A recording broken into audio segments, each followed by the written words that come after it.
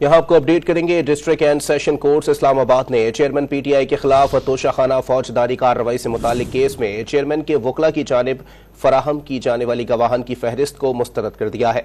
मजीद जानते हैं don news के नुमाइंदे उमर मेहताब बढ़नी से। जी उमर, अपडेट कीजिएगा।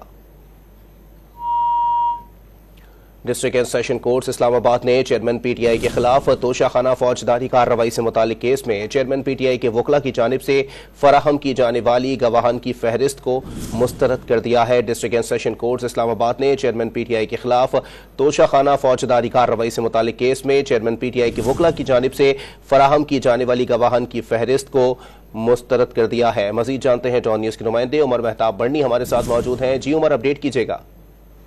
जी बिल्कुल, आज एडिशनल एंड सेशन जज हुमायूं दिलावर की अदालत में तोशाखाना फौजदारी कार्रवाई केस की समाअत हुई। दौरान समाअत चेयरमैन पीटीआई के वकील बैरिस्टर गौहर अदालत में पेश हुए और उनकी जानिब से जो 4 गवाहान की लिस्ट फराहम की गई थी उसको अदालत की जानिब से मुस्तरद कर दिया गया है। अदालत की जानिब से कहा गया है कि मुल्जिम के वकला गवाहान को केस से मुतल्लिक साबित करने में नाकाम रहे।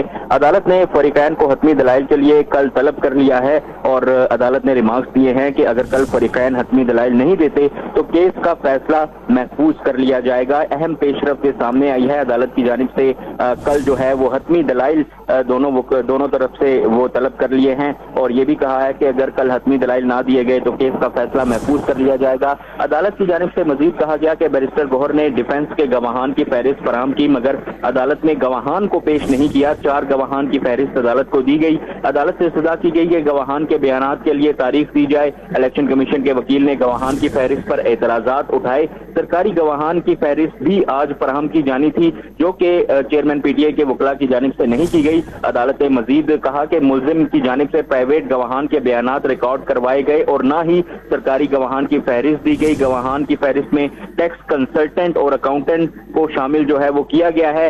अदालत ने कहा कि केस फॉर्म बी और झूठा बयान हल्फी जमा करवाने का है। इलेक्शन कमीशन के वकील के मुताबिक फॉर्म बी मुल्जिम ने खुद जमा करवाना था।